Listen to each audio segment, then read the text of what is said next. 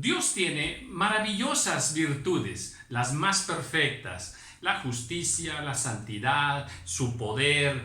Dios es grande, pero una de las virtudes que en esencia más nos dice quién es Dios es el amor.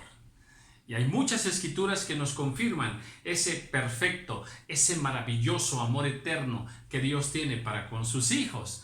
Y la palabra también nos enseña que tú y yo y todos aquellos que hemos venido a los pies de Cristo, ahora somos siervos de Dios. Por lo tanto, Dios desea que nosotros le sirvamos.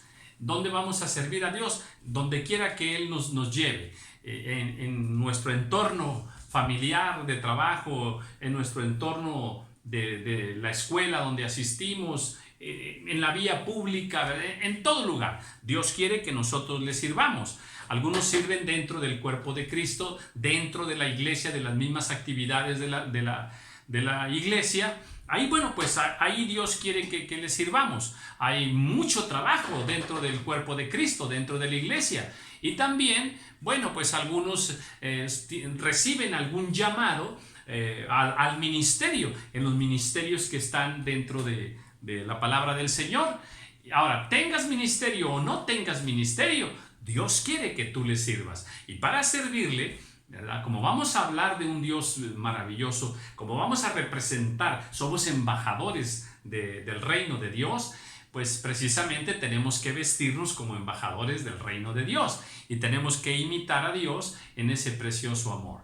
Esta es la quinta lección de este discipulado para servir a Dios y lo he titulado: para servir necesitas amor.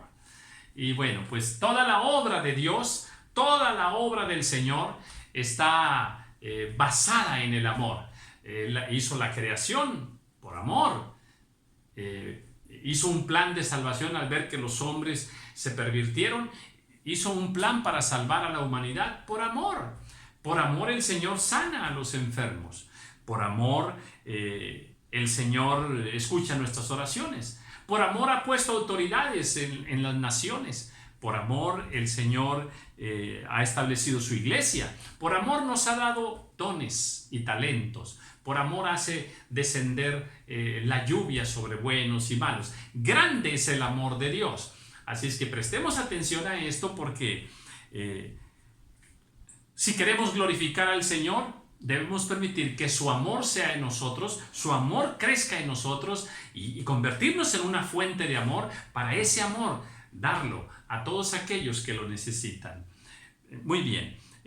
La Escritura nos dice, por ejemplo, en Primera de Juan, capítulo 4, leo el 7 y el 8.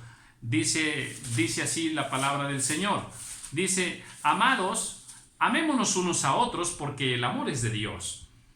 Todo aquel que ama es nacido de Dios y conoce a Dios. El que no ama no ha conocido a Dios porque Dios es amor. La esencia de Dios, el corazón de Dios, lo más importante de Dios es su amor para con nosotros. Ese es el amor que nosotros tenemos que llevar a los demás. Muy bien. Entonces, al relacionarnos con las demás personas, convertidos o no convertidos, nosotros debemos tener muchas expresiones para ellos. Expresiones de bondad, expresiones de amistad, de paciencia, de respeto y demás. Pero indudablemente que la mejor expresión, la mayor expresión que nosotros podemos tener para las demás personas, pues es el amor. En Colosenses, capítulo 3, mire, voy a leer del 12 al 14. Dice: vestíos de amor como escogidos de Dios. A ver, detengámonos. Dios nos ha escogido. Ahora ponte una vestidura, dice, donde se represente que tú eres un escogido de Dios. Y luego dice, la vestidura debe ser santa. Dice, amado. Eso de amado significa ya que debemos tener ese amor para con los demás.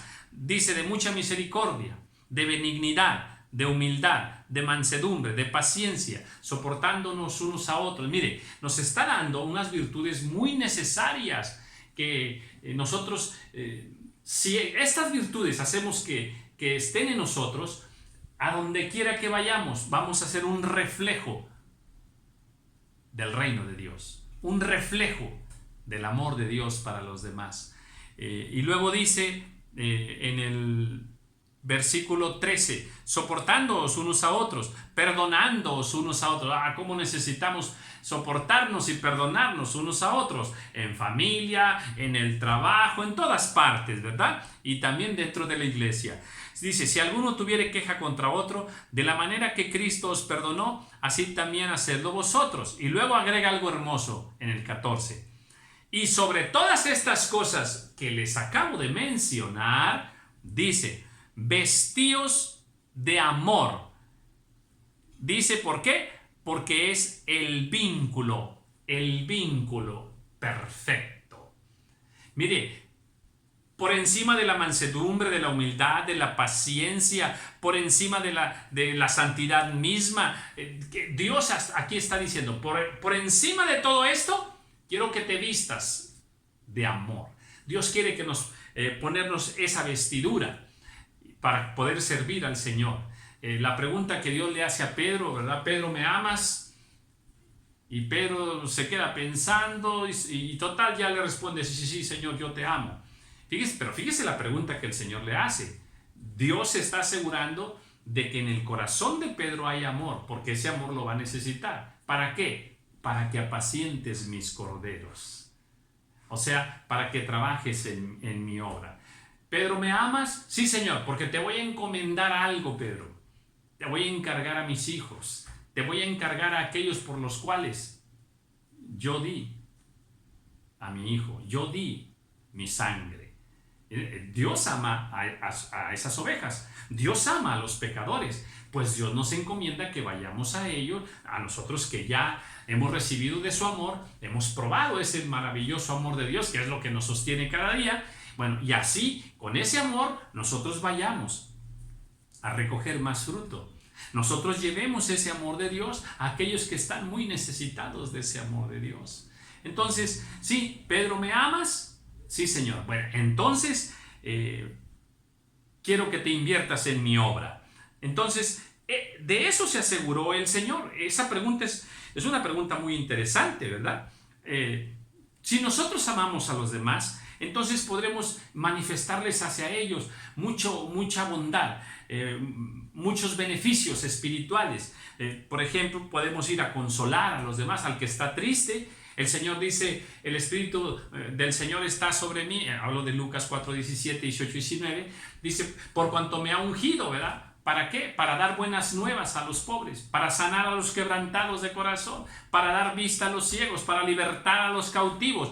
Mire, Jesús conocía su misión en la tierra y era llevar ese amor de Dios, esa bondad de Dios, llevar bien hacia los demás, que el ciego vea, que el hambriento coma, ¿verdad? Entonces, cuando usted va y ayuda a alguien, cuando usted va y fortalece a alguien, cuando usted va y levanta al caído, cuando usted va y le da gozo al que está triste, le lleva salvación al que está encarcelado espiritualmente, lo liberta, usted está representando el reino de Dios de una manera gloriosa. Pues esa es la misión que Dios quiere que nosotros hagamos. Ahora, hay muchas formas de servir a Dios. Usted puede servir a Dios ahí con su familia. Usted es una ama de casa, por ejemplo, una hermana en Cristo. Ahí usted puede servir, ministrando a sus nietos, ministrando a sus hijos, ¿verdad? Tenemos en la Escritura quién enseñó a sus nietos. Una obra preciosa, ¿verdad? Entonces, no todo es servir en un púlpito, no todo es ir de ciudad en ciudad, de nación en nación. No. Unos serán llamados a eso. Pero el apostolado, el ser evangelista, el ser pastor, maestro, diácono, diaconisa, en fin, eso no es para todos, ¿ok? A algunos Dios les llama a ese tipo de ministerios, pero el servir a Dios Servir a Dios en la casa, en la familia, servir a Dios en donde quiera que vamos, representar el reino de Dios, eso tiene galardón de parte del Señor. No, es más, habrá muchos que predican en púlpitos y no van a recibir una corona, no van a recibir galardón, ¿verdad? Porque en el servicio a Dios, Dios ve nuestro corazón. Y por eso es bien importante este discipulado, para que aprendamos a servir a Dios de una manera más completa, de acuerdo a su perfecta voluntad. Entonces, a ver, algunos son llamados a servir a Dios dentro del marco de la iglesia, ¿verdad? Pero solo es una manera de servir. Algunos sirven en la cocina, ya sea en la iglesia o en tu propia casa, en tu propia familia. Y ahí guisar con mucho amor, con mucho gozo y con mucha alegría, tanto en la casa como en la iglesia, ¿verdad? Porque mal sería que estás en la iglesia sirviendo, haciendo ahí algún guiso y estás bien contenta, y en tu casa estás haciendo lo mismo, pero estás enojada, estás molesta. En ambos lugares se tiene que servir al Señor con gozo, con paz, con mucho amor. Guisa con amor para los hermanos, guisa con amor para tu esposo, para tus hijos, para tus nietos, para tu familia. El amor de Dios es el que hace la diferencia. Algunos sirven visitando enfermos, otros cantan en el altar de Dios, otros ministran a los niños, otros están en una célula, otros son diáconos, otro es el que acomoda los coches en el estacionamiento, otro es el que limpia las bancas de la iglesia. Todo eso se tiene que hacer por amor. Y Dios está viendo nuestros corazones. ¿De qué manera estamos sirviendo a Dios? Estamos sirviendo a Dios ahí haciendo aquel trabajo, pero pensando y teniendo nosotros envidia de aquel que predica ya en el púlpito, o estamos diciendo, no hombre, si yo estuviera en el púlpito, yo sé más que aquel, ¿verdad? Yo no sé por qué me tienen aquí nada más de diácono, desde cuando yo ya fuera un evangelista. No, eso no es pensar correctamente. Dios está viendo nuestros corazones, todos somos uno, todos somos un equipo, y Dios quiere que precisamente al momento que nosotros sirvamos, sea predicando, sea profetizando, sea soy la secretaria de la iglesia, en fin, donde quiera que el Señor te tenga, allí Dios está viendo tu corazón, y Él quiere que lo que hagas, cualquier cosa que hagas, si limpias una silla en la iglesia, la limpies, pero con amor, porque hay que hacerlo para el Señor, no para el ojo de los hombres. Entonces, bueno, pues sí, es muy importante que esto nos quede a nosotros muy claro. ¿Por qué? Porque tú puedes ser un profeta, un predicador, pero si no tienes amor, tú puedes ser alguien que tenga mucho conocimiento, tú puedes ir y llevar alimento a los pobres, dar tu riqueza a los pobres, pero si no tienes amor, tú conoces lo que dice la Biblia, ¿verdad? De nada nos sirve. Yo ahorita estoy compartiendo estos estudios y debo hacerlo por amor a ti, por amor al Señor, por amor a aquellos que van a recibir bendición. Y si no lo hago por amor, Dios está viendo mi corazón. Porque a veces no lo hacemos por amor, lo hacemos por vanagloria, lo hacemos por soberbia, lo hacemos por poder, lo hacemos por ganancia deshonesta, ¿verdad? Y Dios está muy atento a eso. Y el galardón y la recompensa es de acuerdo a lo que Dios ve en nuestros corazones, a la intención de nuestros corazones. Maravilloso es el Señor. Entonces, a ver, nosotros podemos expresar muchas cosas, pero lo que mejor podemos expresar, de acuerdo a Colosenses, donde dice que sobre todas estas cosas, dicen en Colosenses 3:14, vestidos de amor, porque ese es el vínculo perfecto. Sí, el amor de Dios por encima de todo. Necesitamos el amor de Dios si nosotros queremos servir.